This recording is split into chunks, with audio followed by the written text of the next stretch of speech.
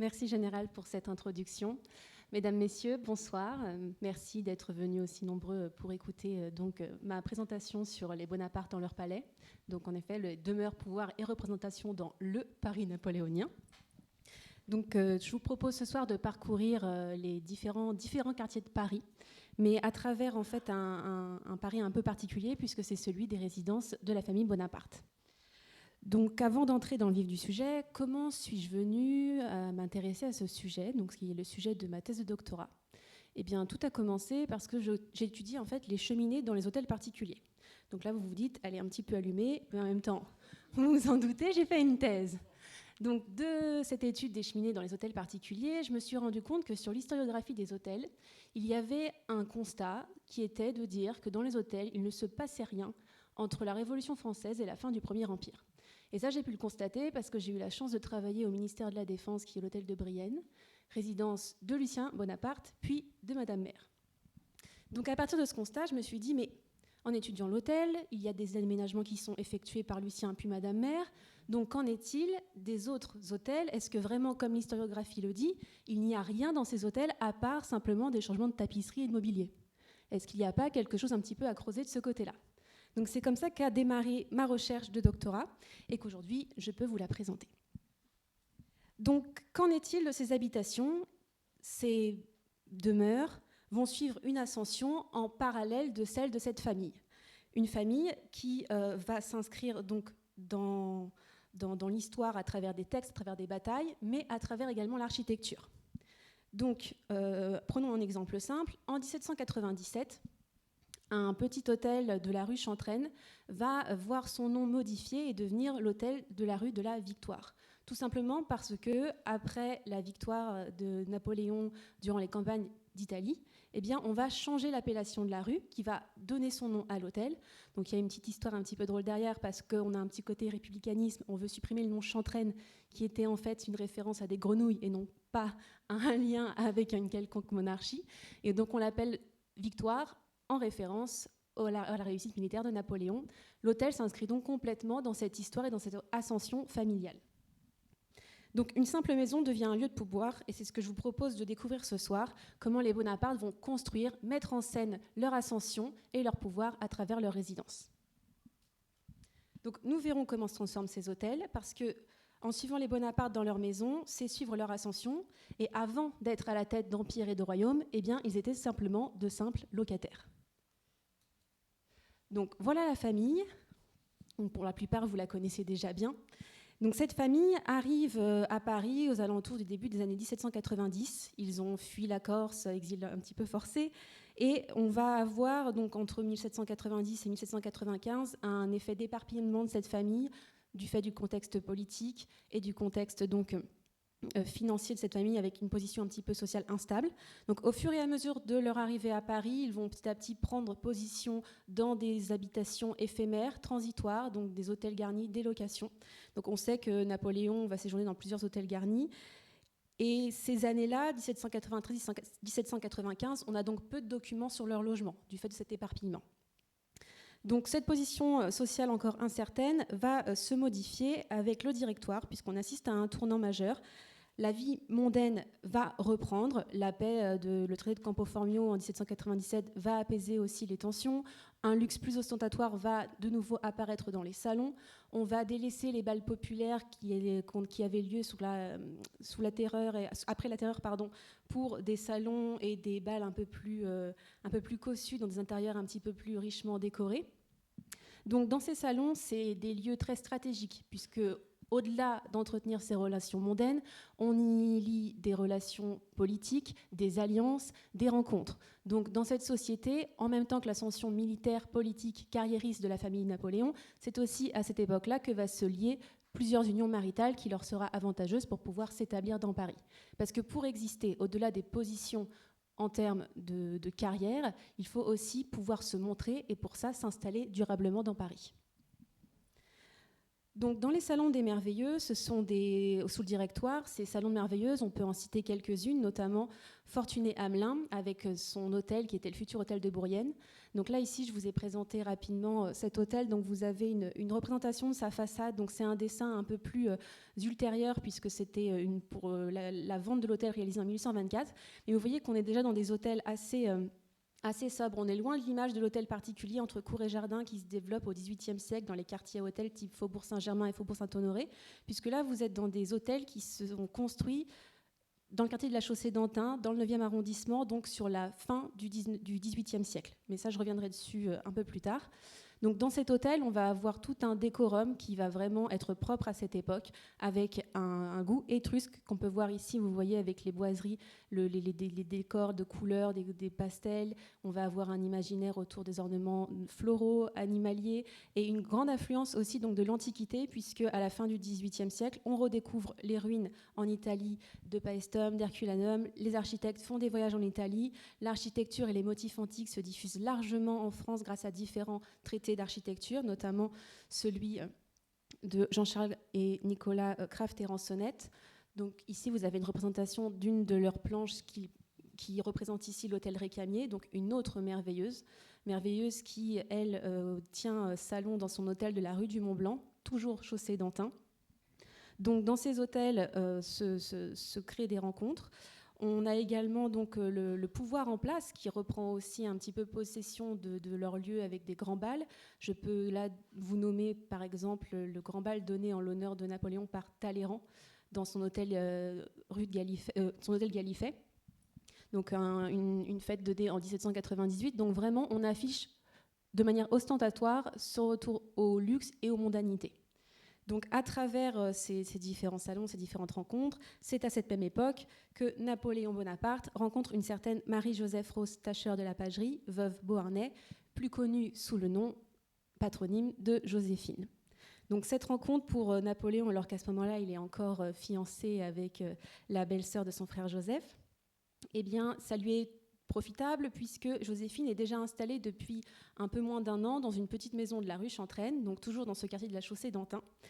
Et cette nouvelle demeure va lui permettre donc d'exister socialement et publiquement et va lancer en fait le début des acquisitions de la famille Bonaparte. Donc voilà, je vais pour terminer sur l'hôtel Récamier. Donc vous voyez, ce sont des hôtels qui vont avoir une forte influence pour la décoration et l'aménagement des intérieurs, puisque beaucoup de personnes qui vont fréquenter ces lieux vont parler dans leurs mémoires, dans leurs écrits, de la description de ces décors et de ce mobilier. Et notamment ici, l'exemple emblématique de Madame Récamier. Vous voyez son lit qui est repris par Robert Smirke. Donc là, c'est en Angleterre, donc vraiment ils vont être diffusés au-delà des frontières et de l'Empire. Et le lit, vous pouvez aujourd'hui le voir au musée du Louvre. Donc les propriétés des membres des familles vont petit à petit s'élargir, mais tout d'abord, sous le directoire, on va se concentrer. Alors je vais vérifier que ça fonctionne bien. Voilà. Non, on ne voit pas sur l'écran. Bon, si, ça marche. Moi, je ne vois pas, donc je ne sais pas si je suis bien en haut. Vous le voyez, je suis désolée. Je ne me rends pas compte si moi il passe, mais il ne passe pas sur l'écran. Bon, c'est pas grave, je vais me lever comme ça. Donc on va se concentrer dans un premier temps sur cette partie ici, la chaussée d'Antin. Donc, dans ce quartier, à l'ouest de Paris, ce sont des petites maisons particulières qui sont donc construites à la fin du XVIIIe siècle. On a plus d'espace, les terrains sont plus avantageux pour pouvoir acheter. Donc, il y a une vaste opération de spéculation immobilière qui s'effectue à la fin du XVIIIe siècle. Et cela permet aux architectes de laisser libre cours à leurs aspirations, et notamment l'architecture néoclassique. Donc, ce que je vous ai déjà montré un petit peu avec le futur hôtel de Bourrienne. Donc Louis-Sébastien Mercier, en 1782, décrivait ce quartier de cette manière. Des corps de logis immenses sortent de terre comme par enchantement, et des quartiers nouveaux sont composés d'hôtels de la plus grande magnificence. La fureur de la bâtisse imprime à la ville un air de grandeur et de majesté. Les spéculateurs ont appelé les entrepreneurs qui, le plan dans une main, le devis dans l'autre, ont échauffé l'esprit des capitalistes.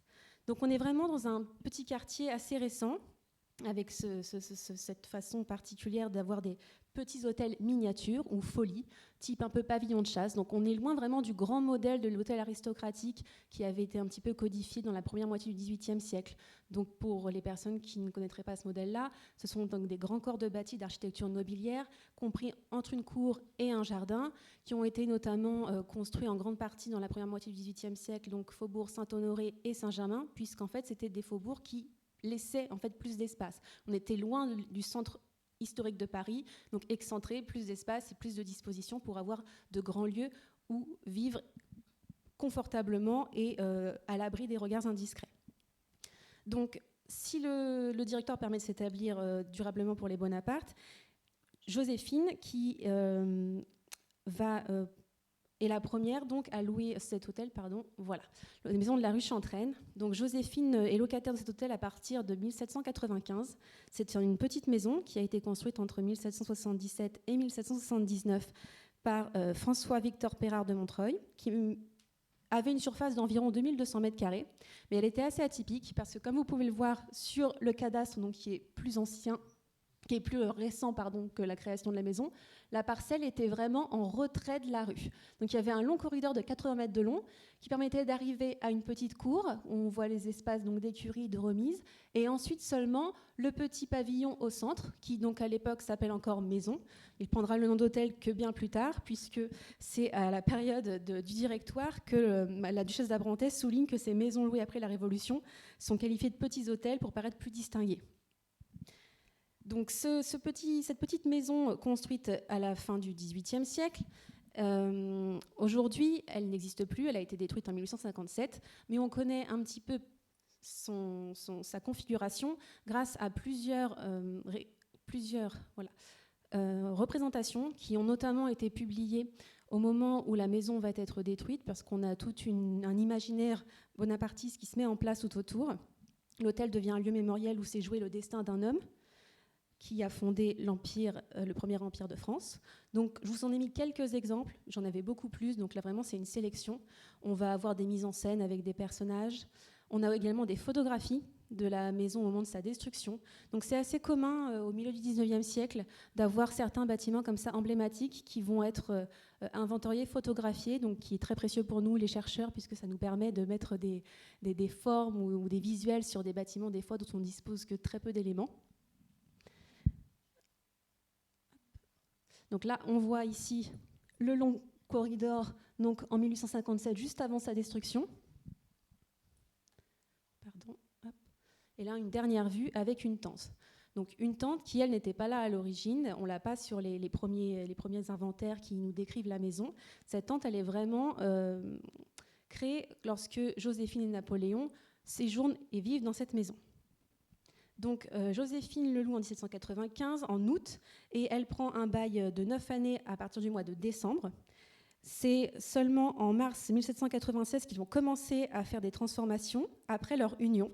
Donc cette fameuse tente d'entrée, qui est une tente, c'est une construction assez éphémère puisque c'est seulement en bois et en plomb, donc ça n'a pas vocation à rester de manière longue, mais au moins ça permet de faire évoluer l'architecture, la physionomie de cette petite maison, puisque il n'y a pas de double logis, il n'y a pas de double appartement comme les grands hôtels particuliers. Donc là, vous avez une reconstitution en 2013 qui a été effectuée grâce à tous les documents que nous avons en notre possession.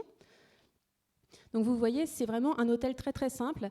Sans la tente, on n'avait pas cette espèce de petit vestibule qui permettait de préparer le visiteur à l'entrée. On a vraiment une distribution qui va de l'entrée, une enfilade de 3 pièces, et ensuite par l'escalier, on fait l'enfilade dans l'autre sens. Donc on n'a pas de double appartement avec d'un côté monsieur, un côté madame. Là, c'est vraiment tout petit. Donc la tente permet un petit peu d'améliorer cette distribution pour donner un peu plus de cachet et un peu plus l'aspect d'hôtel à ce pavillon qui reste vraiment une petite folie de la chaussée d'Antin. Ce petit hôtel, donc Napoléon et Joséphine poursuivent les transformations même durant la campagne d'Italie, à distance. Il y a certaines sources, certaines correspondances qui montrent que Napoléon est agacé par les dépenses qu'a pu entreprendre Joséphine dans la maison.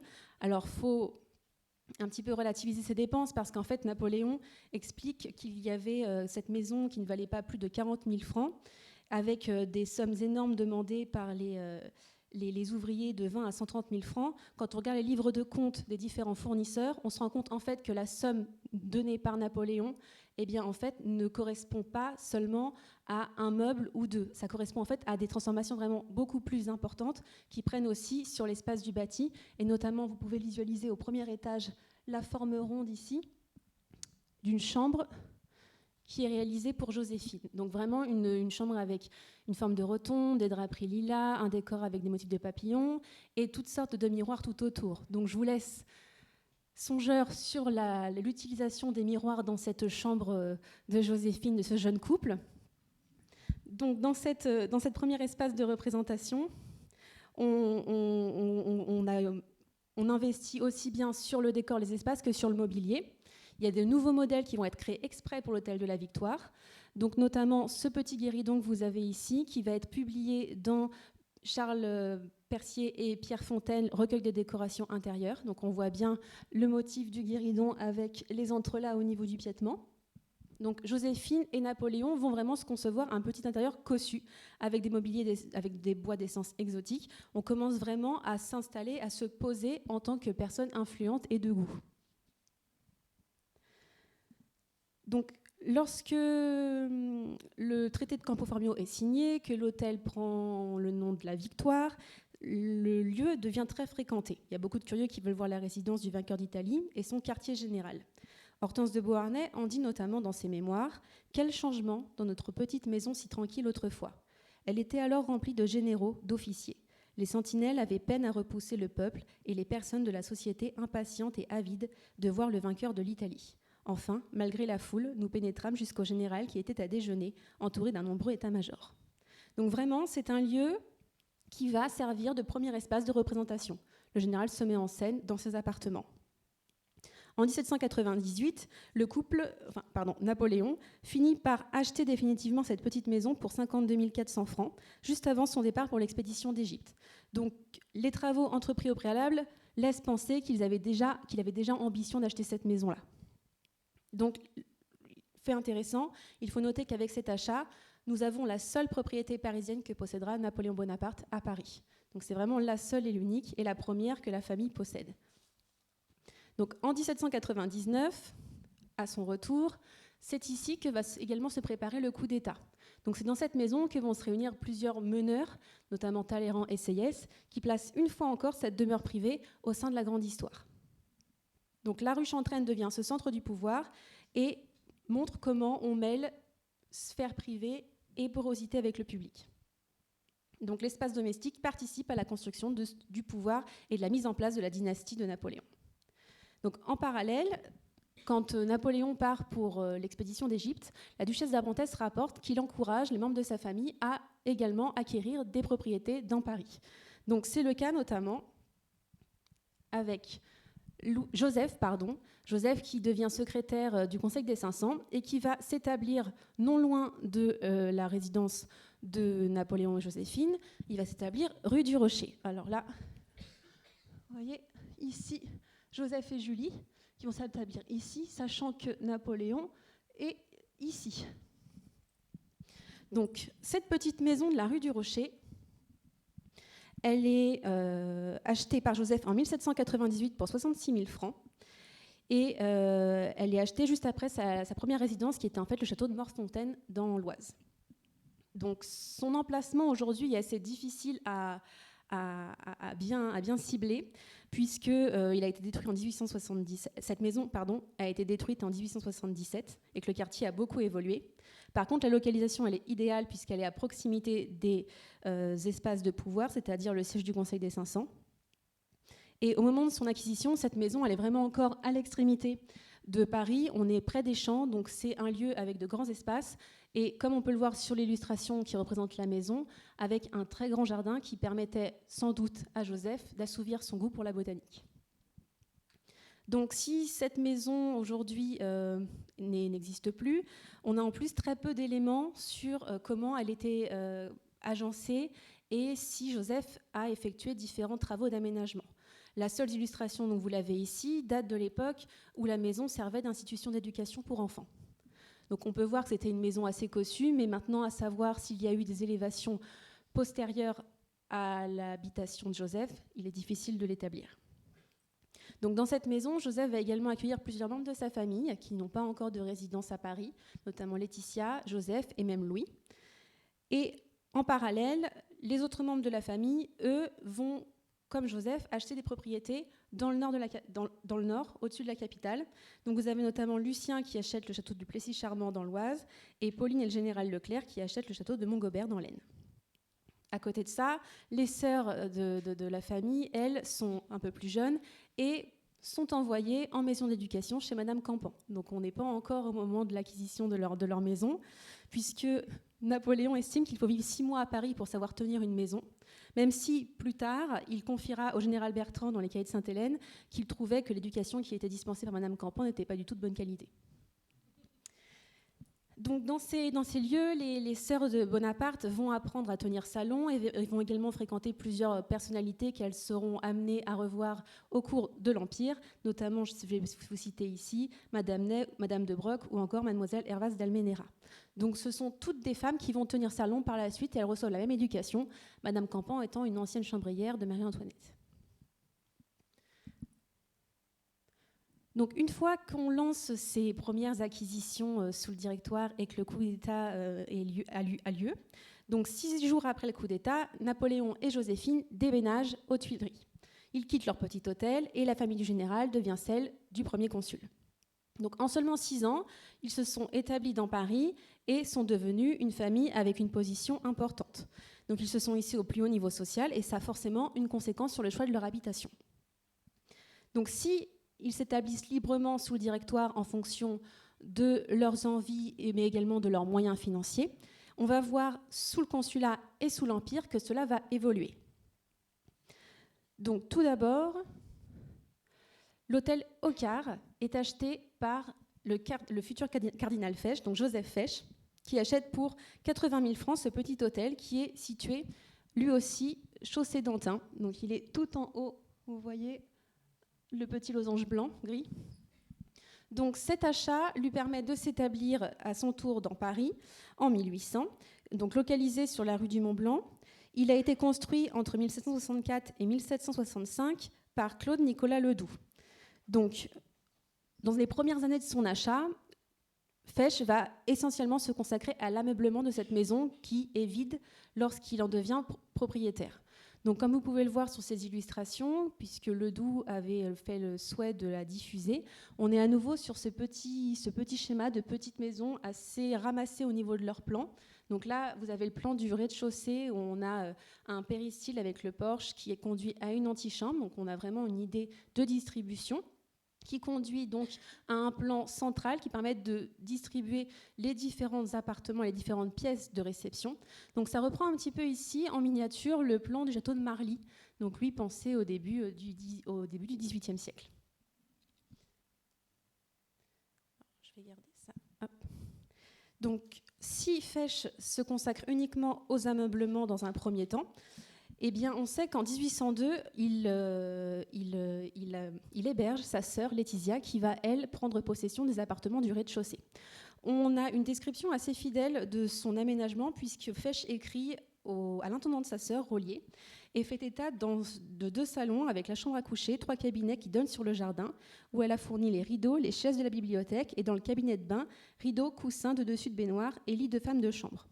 Donc, à partir de cette description, ce portrait de Laetitia Bonaparte réalisé par Jacques Sablé, donc, qui est réalisé aux alentours, on pense, donc, des années 1802-1805, représente Laetitia Bonaparte dans une composition assez singulière. Habituellement, vous avez l'habitude de la voir en costume de parade, déjà en mère d'empereur. Là, ici, on est vraiment sur un tableau qui est presque dans une scène intimiste. Donc, Laetitia est représentée au centre du portrait et on peut émettre l'hypothèse qu'elle est représentée ici dans les appartements de son frère, puisque lorsqu'on regarde la représentation, on voit ici une porte-fenêtre qui ouvre sur l'extérieur avec le sol donc, qui est éclairé par cette lumière. Donc on pourrait vraiment être sur cet appartement-là. De plus, dans le fond à droite du tableau, vous pouvez voir un buste de Bonaparte, donc type du retour d'Égypte, qui est lui nommé dans l'inventaire de Laetitia Bonaparte lorsqu'elle séjourne chez Fesch. Donc on a vraiment ici peut-être la seule représentation en fait des intérieurs de l'hôtel Fesch à notre connaissance. Le départ de Fesch à la suite donc sous le consulat puis après sous l'Empire lorsqu'il est nommé cardinal à Lyon puis ambassadeur de Rome va l'amener à délaisser un petit peu son hôtel pendant certains temps. Mais lorsque l'Empire est proclamé, son nouveau statut d'altesse impériale l'oblige à aménager sa demeure. Il ne peut plus se limiter à ce petit hôtel, à cette petite maison. Donc, il va prendre le parti d'agrandir son hôtel. Et pour cela, plutôt que de construire un nouvel édifice, puisque ça serait très coûteux et ça prend du temps, eh bien, il va faire le choix d'acheter l'hôtel voisin et de le réunir. Donc, c'est ici l'illustration que je vous propose. Vous avez ici le plan donc, de vers 1815, et là ici colorisé par Irène Delage et Chantal Prévost dans leur livre sur Napoléon, sur Paris au temps de Napoléon, pour plus de facilité de lecture. Donc vous voyez au niveau des différentes couleurs, donc au centre en orange, l'hôtel Ocard de Montfermeil, qui est donc le premier achat de Fesch, et en rose, l'hôtel Le Foulon, qu'il achète en 1807. Donc ce petit hôtel, qui a été construit en 1770 par Guillaume-Élie Le Foulon, va servir en fait à Fesch à mettre en place un projet un peu plus ambitieux même que la simple résidence d'une altesse impériale. En fait, Fesch a acquis une grande collection de tableaux durant son ascension sociale, notamment durant ses hivers en séjour en Italie. Et il souhaite exposer sa collection, mais également la mettre à disposition d'artistes, d'étudiants. Et cette collection donc, va pouvoir être intégrée dans cet hôtel, notamment, vous voyez, avec cette galerie de tableaux qui sert à réunir l'hôtel Ocard à l'hôtel Le Foulon. Donc, au-delà d'une galerie d'exposition de tableaux, cet hôtel va aussi servir de logement aux artistes et une sorte un petit peu d'école chrétienne des beaux-arts. En 1807, on sait déjà qu'elle accueillait 7 pensionnaires. Donc ici, on a un projet un petit peu hybride entre une habitation d'Altesse impériale, mais également une vocation plus large à destination d'un public extérieur. Donc Napoléon, lorsque Fesch réalise cet agrandissement d'hôtel, il n'est pas très content, puisque pour lui, la chaussée d'Antin n'est plus convenable pour un cardinal. Nous le verrons plus en détail après avec le déménagement de ses frères et sœurs. Il trouve que c'est un quartier qui ne convient pas à un prélat. Et pour calmer un petit peu la colère de son neveu, Fesch lui explique qu'au contraire, il se positionne ici, comme ça il pourra mettre à disposition sa chapelle pour tous les habitants du quartier. Donc il veut vraiment ici apaiser les tensions en expliquant que c'est un choix réfléchi et que ce n'est pas juste une décision personnelle. Mais cette décision personnelle, qui est menée par Fesch sans vraiment le suivi d'un architecte compétent, fait que la construction de cette réunion d'hôtel est très coûteuse. Donc Fesch se dit, peut-être que vu que je suis toujours en dehors de Paris, il serait plus intéressant de vendre l'hôtel à Napoléon, qui pourra le mettre à disposition de personnes désireuses et nécessiteuses lorsqu'elles sont en séjour à la capitale. Donc l'empereur envoie l'architecte Fontaine, qui était l'architecte de l'Empire, pour faire un état des lieux. Fontaine, qui dans son journal relate ses visites successives entre 1809 et 1811, va décrire le bâtiment comme ceci. L'hôtel n'est pas achevé. La maison est bâtie contre les règles de l'art et manquait de solidité sur plusieurs points. Il y a un désordre singulier. C'est une construction vicieuse et contre toutes les règles de l'art. Donc lorsque l'on voit la description faite par Fontaine de la maison de Fesch, on se dit que bon, c'est pas un très bon investissement pour Napoléon.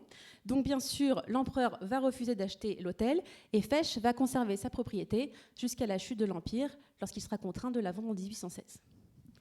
Donc voilà pour cette première acquisition, cette première installation. Donc on a vu l'évolution à partir du consulat jusqu'à la fin de l'Empire, avec Fesch qui décide de se maintenir dans la chaussée d'Antin. Mais cette logique d'implantation va donc évoluer, notamment au fur et à mesure des acquisitions entre le consulat et l'Empire. Mais tout d'abord, un autre couple qui va s'installer sous le consulat dans la chaussée d'Antin, ce sont Louis et Hortense, qui se sont mariés en 1802. Donc, au moment de leur union, ils vont séjourner un bref temps dans l'hôtel Bonaparte, donc le petit hôtel de la rue de la Victoire. Sauf que l'hôtel est rapidement trop étroit. Hortense attend son premier enfant. Joséphine voulait un temps les loger auprès d'elle aux Tuileries, mais Louis n'a pas envie d'être à la proximité de son frère et de sa belle-sœur. Donc Napoléon décide d'acquérir pour le couple cette petite maison. Donc la maison de Mademoiselle d'Hervieux, c'est une maison qui a été construite entre 1774 et 1777. Elle est également située rue de Chantraine, donc vraiment voisine de l'hôtel Bonaparte, et construite par Alexandre Théodore Brongniart. Donc vraiment, on est sur à nouveau le modèle de la petite folie, petite maison de plaisance, ce petit hôtel de la chaussée d'Antin. Vous retrouvez en façade cet ordre colossal donc, qui prend avec les colonnes la hauteur de 2 niveaux.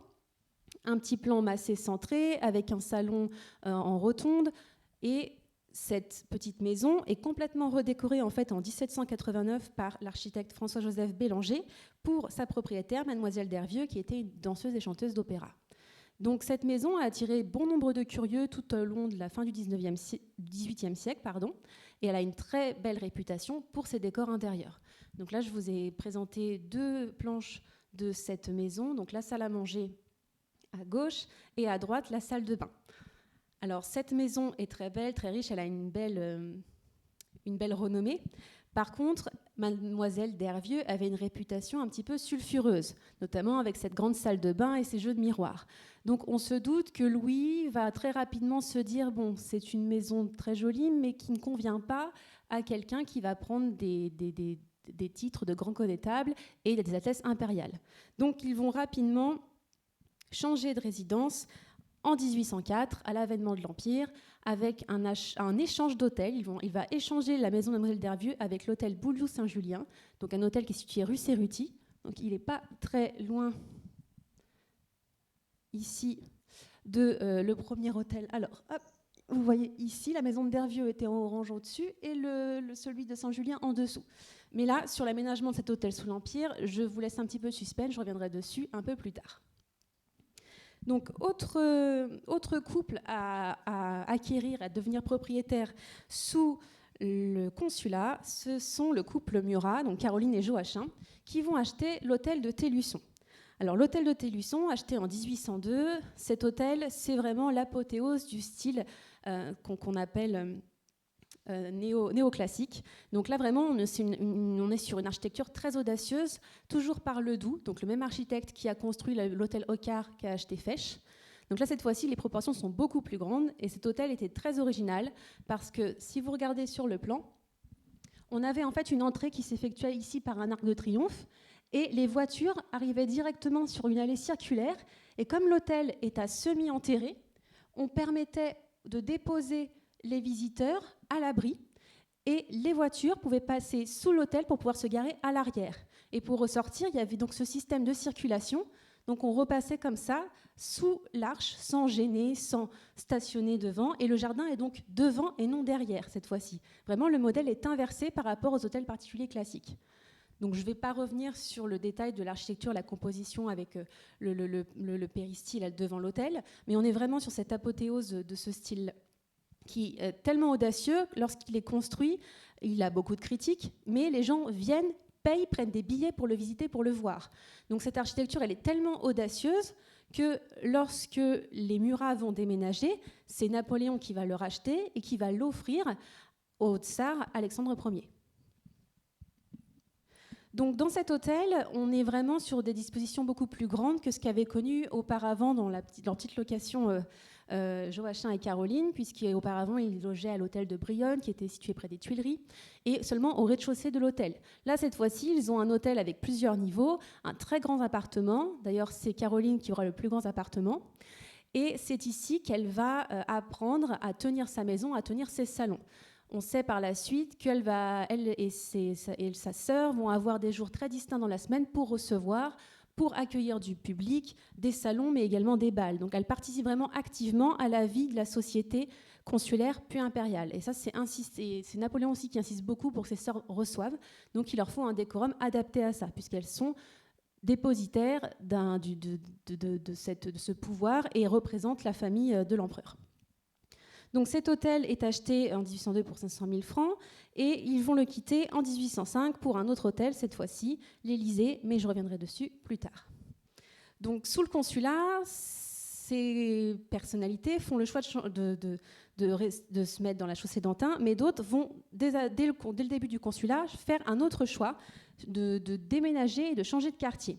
Et cette fois-ci, cette carte du pouvoir, vraiment cette localisation va être stratégique. Si à la chaussée d'Antin, nous avions des maisons avec une modernité architecturale et des prix accessibles, l'autre partie de la famille va, elle, migrer sur les faubourgs Saint-Germain et Saint-Honoré, qui sont signes de tradition, de prestige et donc de demeures plus anciennes, centre du pouvoir historique politique. Donc Napoléon impose, à partir du consulat et sous le début de l'Empire, à sa famille d'avoir des demeures prestigieuses dignes de leur rang. Et pour ça, il va les aider même financièrement. Il leur alloue des sommes aussi bien pour les travaux, pour l'achat de mobilier, pour l'achat de tentures. Donc il participe vraiment à cet effort parce que pour habiter Paris, il faut se voir, il faut se montrer. Et il faut imposer comme ça sa suprématie sur l'architecture par rapport au reste de la société. Donc le pouvoir doit se voir dans la ville à travers leurs demeures. Ces sommes peuvent varier, par exemple, même pour ces généraux. Il leur demande donc d'acquérir un hôtel. Il leur alloue pour ça des sommes allant de 400 000 francs à 600 000 francs.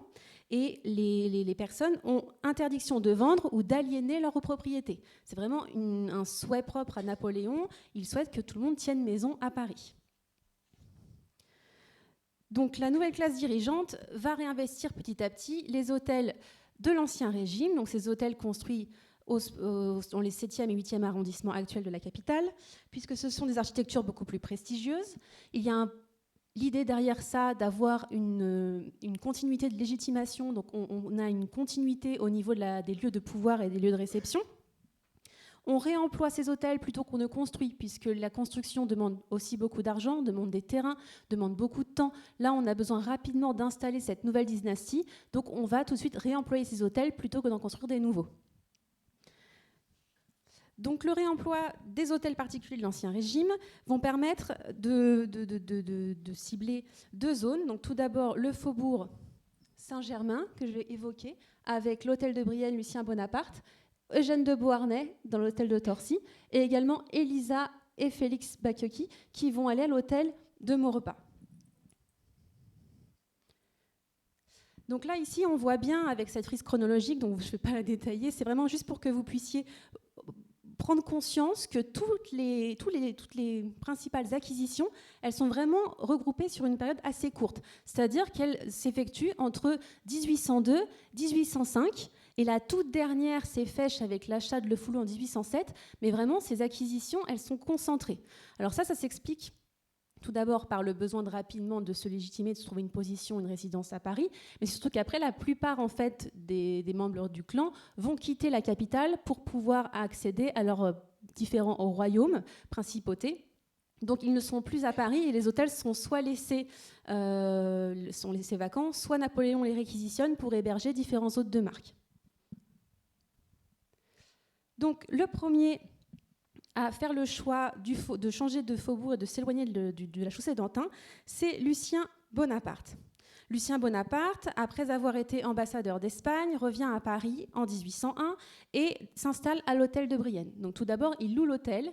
Il loue l'hôtel à un négociant qui avait racheté l'hôtel à l'ancienne famille du comte de Brienne, qui avait été guillotiné pendant la Révolution. Donc il avait fait quelques travaux, mais Lucien va poursuivre ses aménagements jusqu'à acheter l'hôtel en 1802. Donc il se passe très peu de temps entre la location et l'achat. Là, ici, je vous ai présenté l'hôtel tel qu'il était en la première moitié du XVIIIe siècle, puisque c'est un hôtel qui est construit en 1724 pour la marquise de Prie.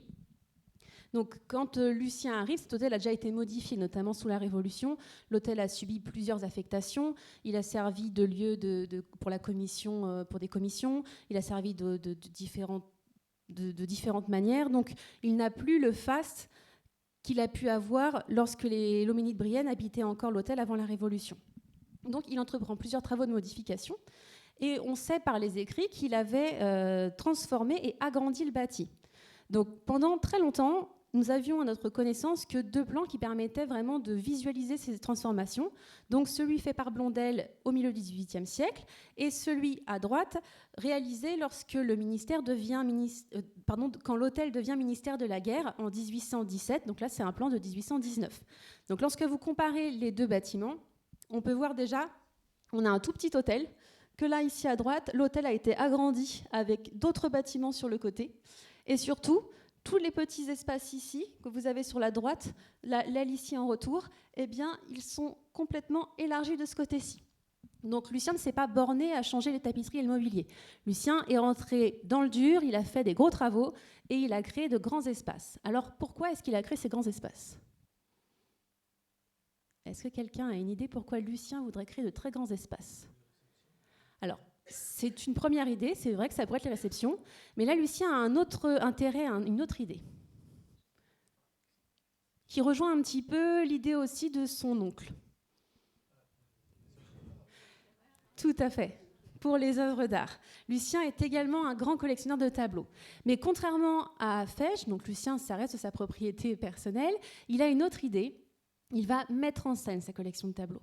Et donc, il va transformer l'hôtel pour créer des espaces distincts qu'il va thématiser. Il va créer une galerie pour ses peintres italiens et une autre galerie pour ses peintres néerlandais.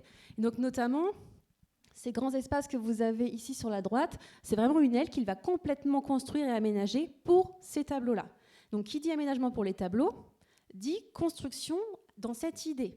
Donc, il pense, plutôt que d'installer des tableaux qui seraient entrecoupés par des fenêtres, eh bien, il supprime les croisées et il crée un éclairage zénital. Même le chauffage est pensé de manière à laisser libre espace à la circulation autour des œuvres. Donc, quand vous regardez en fait un peu plus en détail un plan qui a été retrouvé en 2021, on peut voir dans les anciens espaces, vous voyez le numéro 5, donc c'est les petits salons qu'il a transformés en première galerie italienne. Au bout, vous avez l'emplacement d'une cheminée. Dans la grande galerie en numéro 11, il n'y a pas de cheminée. Donc, comment Lucien a fait pour chauffer ces espaces ?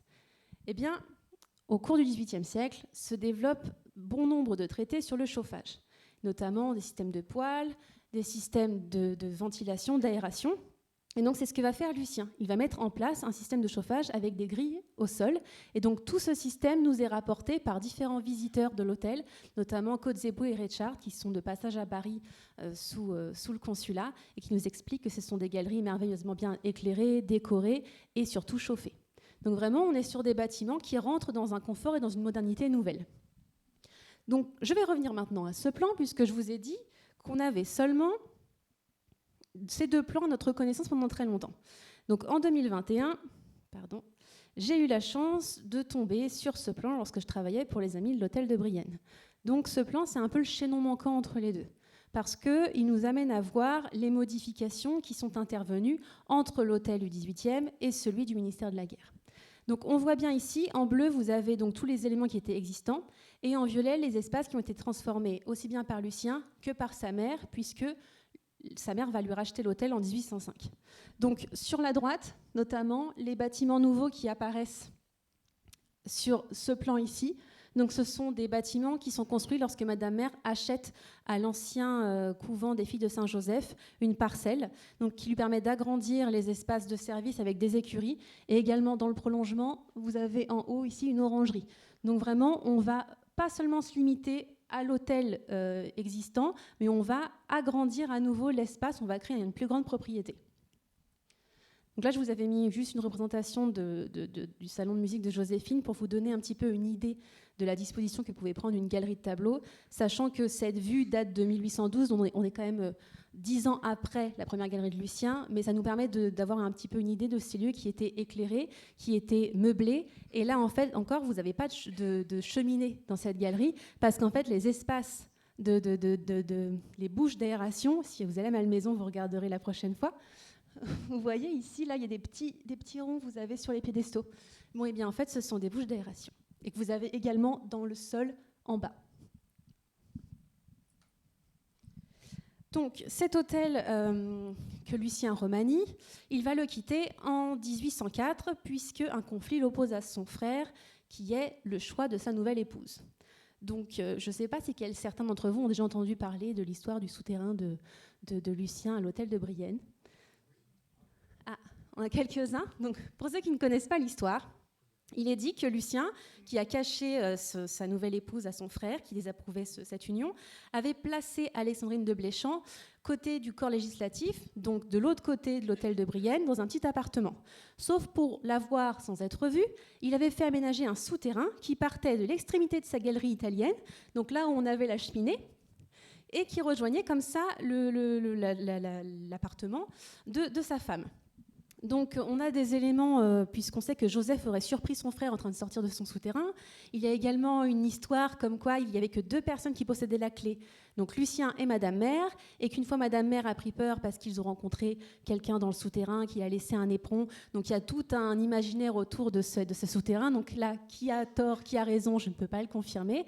Par contre, lorsque j'étais au ministère de la Défense en 2017, on a mené un sondage qui prouve qu'il y avait bien quelque chose, une cavité sur l'emplacement pressenti du souterrain, sauf qu'à l'époque, on n'allait pas commencer à faire des excavations, puisqu'on était dans un ministère et à l'approche des élections.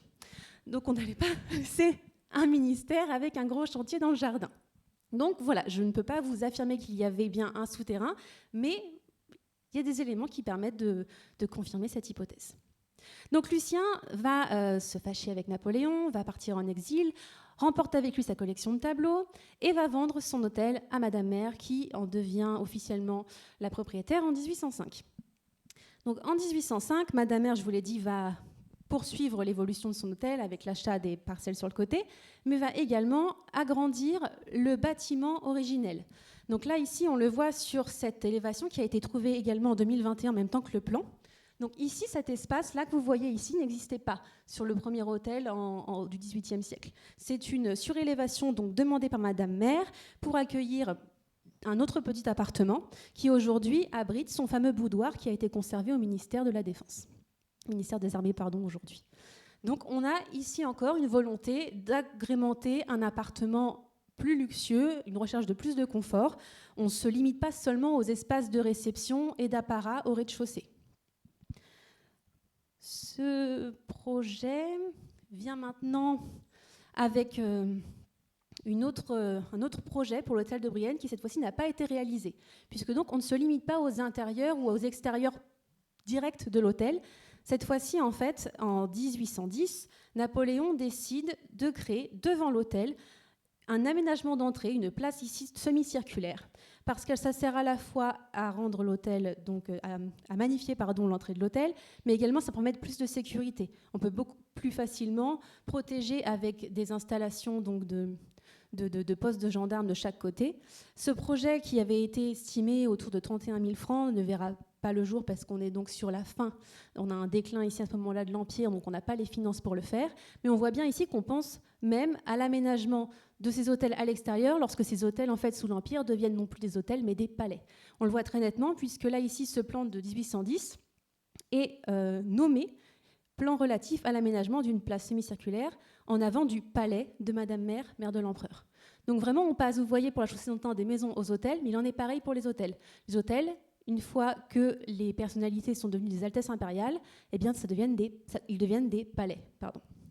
Donc ce côté sécurité et gendarme, d'ailleurs, ça m'amène à faire un petit encart, puisque Madame Mère et Lucien ne sont pas les seuls de la famille à avoir séjourné dans l'hôtel sous l'Empire.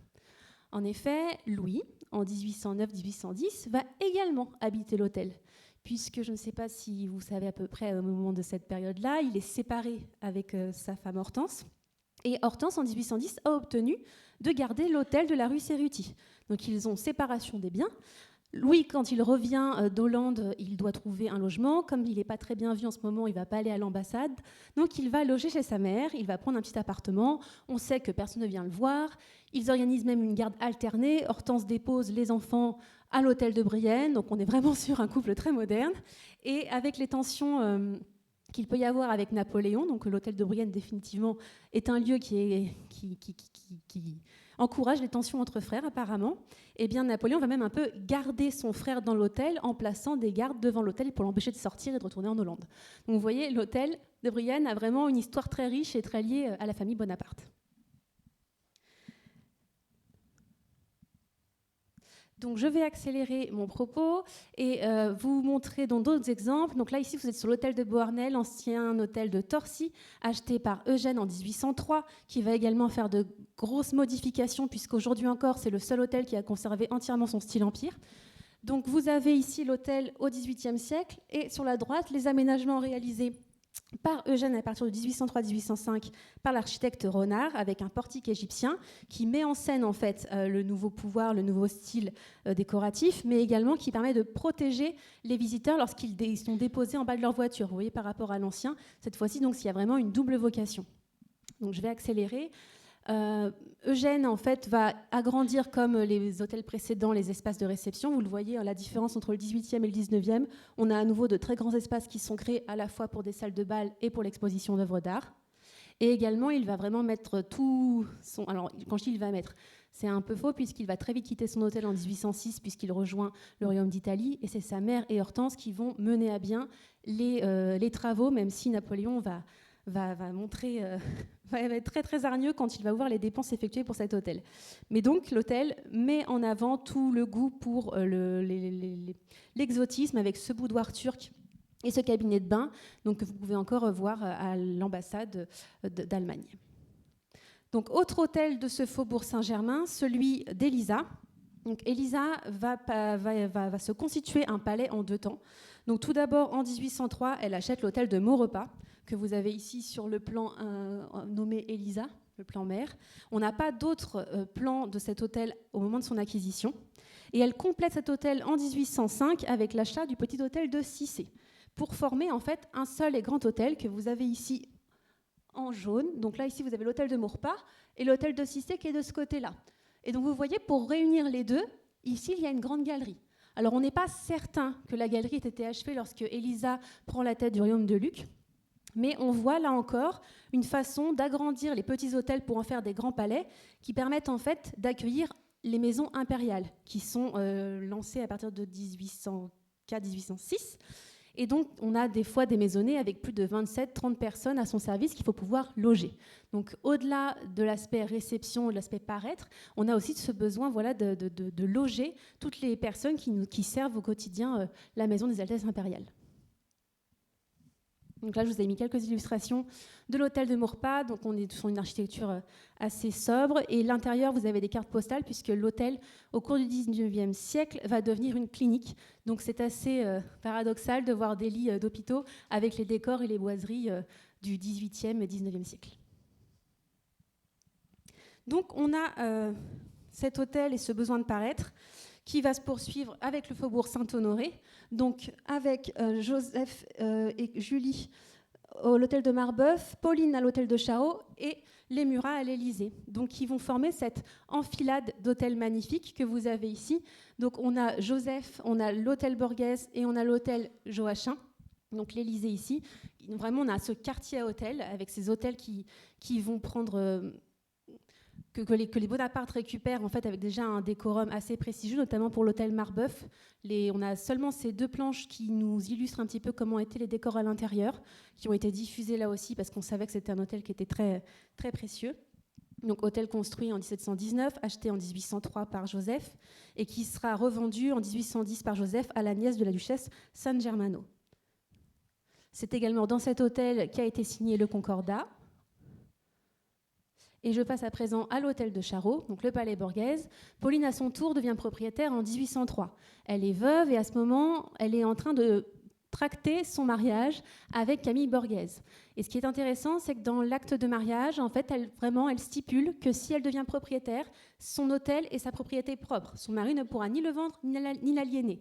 Donc là encore, c'est madame qui mène les rênes dans le couple. Elle va faire différentes modifications, notamment ici, elle va ajouter une tente d'entrée, un petit peu comme on a vu à l'hôtel de la Victoire, et elle va également agrandir l'hôtel avec, vous voyez, entre le 18e et l'hôtel de Pauline, les extensions de chaque côté avec 2 grandes parties, 2 grands bâtiments, donc une salle à manger d'apparat et une galerie de tableaux, là encore sans croisée, sans fenêtre, avec éclairage zénital pour exposer ces 175 tableaux. Donc l'hôtel de Charot a été acheté en 1803 pour 300 000 francs et elle va le conserver jusqu'à la première abdication de Napoléon, puisqu'en 1814, elle va tracter pour le vendre au duc de Wellington. Ironie de l'histoire, futur vainqueur à Waterloo. Donc c'est comme ça que l'hôtel de Charroux est devenu la résidence de l'ambassadeur d'Angleterre. Donc, pour terminer sur le faubourg Saint-Honoré, voici l'Élysée Murat. Donc, l'Élysée, ancien hôtel d'Évreux au XVIIIe siècle, prend le nom d'Élysée au XVIIIe et finit par être acheté donc, par les Murat en 1805 lorsqu'il quitte Télusson. Donc, il l'achète pour 570 000 francs. Il y a 150 000 francs pour exproprier les locataires à l'époque, parce que l'Élysée a une histoire très, très tumultueuse sous la période révolutionnaire. Et il y a beaucoup de travaux à entreprendre, et notamment un agrandissement, puisque l'hôtel a servi à tellement de choses diverses et variées qu'il est complètement dans un état d'abandon. Donc on le voit ici, ils font eux aussi construire une grande galerie, donc une première qui descend comme ça, et une seconde. Donc cette grande galerie qui est connue aujourd'hui sous le nom de Salon Murat, et une deuxième ici pour une exposition de tableaux et des banquets. Mais ils font aussi une création qui n'existait pas, c'est celle d'un escalier d'apparat. Il n'y avait pas de grand escalier. Ce fameux escalier que vous pouvez voir encore aujourd'hui à l'Élysée, eh bien Caroline en est tellement fière qu'elle pose devant son escalier, ici vous voyez, avec ce portrait de Gérard. Donc la famille met en scène son hôtel, son lieu de pouvoir, notamment ici avec leur fils Achille, qui est représenté dans les jardins avec l'Élysée en fond. Caroline, toujours, est représentée aussi dans son boudoir d'argent, qui est le fameux lieu où Napoléon a signé son abdication. Donc on est vraiment ici à nouveau sur la puissance de la femme, puisque c'est elle qui, une fois encore, comme à Télusson, possède le plus grand appartement, celui du rez-de-chaussée. La logique voudrait que ce soit plutôt son mari. Eh bien non, là c'est l'inverse. Donc ce sont vraiment les reines du boudoir, et c'est quelque chose qu'on va retrouver notamment chez Hortense. Donc Hortense, qui elle ne va pas avoir d'hôtel dans les anciens faubourgs, elle reste chaussée d'Antin. Donc, je vous l'avais dit, Louis avait échangé en 1804 la maison d'Hervieux contre l'hôtel de la rue Cerruti.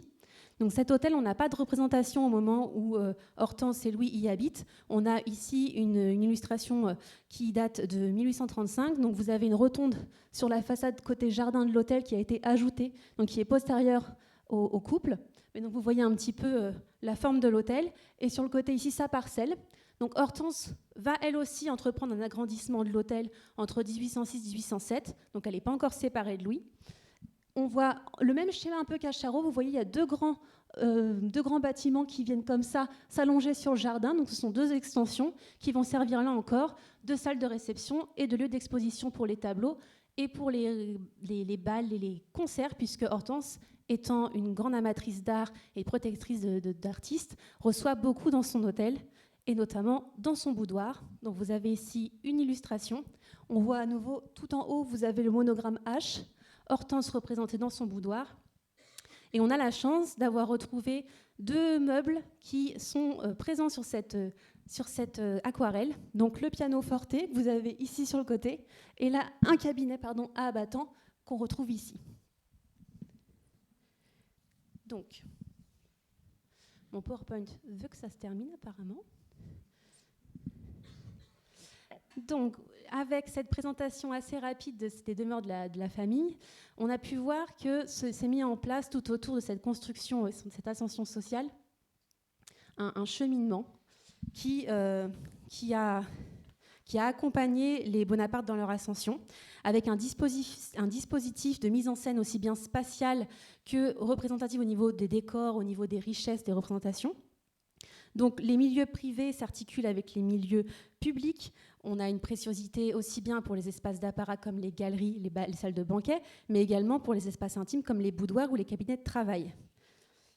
Donc ce style, cette influence va se répandre en dehors de la France, puisque à la tête de leurs différents royaumes, les Bonaparte vont emmener avec eux leurs idées, leur mobilier, leurs œuvres d'art, et va également se diffuser à travers donc, différents traités. Mais à la fin de l'Empire, l'exil forcé les oblige à quitter leur propriété. Donc le 12 janvier 1816, une loi est promulguée en les obligeant à vendre et aliéner leur demeure, exception faite pour Eugène et Hortense, mais qui décideront tout de même de vendre leurs biens. Donc l'Élysée reste dans le domaine de l'État, Brienne devient le ministère de la guerre, Charroux l'ambassade d'Angleterre et Beauharnais à la délégation prusse. Donc ici, on voit que toutes ces transformations ont accompagné donc, le régime napoléonien, que de simples locataires, les Bonaparte, sont devenus de riches propriétaires qui ont transformé leurs petites maisons ou grands hôtels en de très beaux palais. Des palais qui, au départ, étaient des hôtels souvent complètement laissés à l'abandon après les différentes époques révolutionnaires. On a fait de véritables résidences. Ça a permis d'ancrer la dynastie, de légitimer leur pouvoir au service donc de cette élite qui était en construction. En s'appropriant cet héritage, ils en ont réécrit un nouveau avec de nouveaux codes, avec une nouvelle architecture pour ces hôtels particuliers. Et donc, ils n'ont pas seulement habité Paris, ils en ont fait un théâtre du pouvoir à travers leur résidence. Et ces transformations en fait, de ces demeures, c'est ce qui permet de dire aujourd'hui que ça peut être sauvé. Parce qu'en fait, la plupart des hôtels construits chaussée d'Antin ont été modifiés, ont été divisés, ont été complètement détruits, mais pas cela. Donc, on peut ici dire que le modèle adapté du palais impérial des Bonaparte a permis de créer des espaces pour les institutions qu'ils abritent aujourd'hui. Donc on voit bien ici que les lieux, les hôtels, participent encore, même de nos jours, à l'instrument d'une politique durable. Voilà.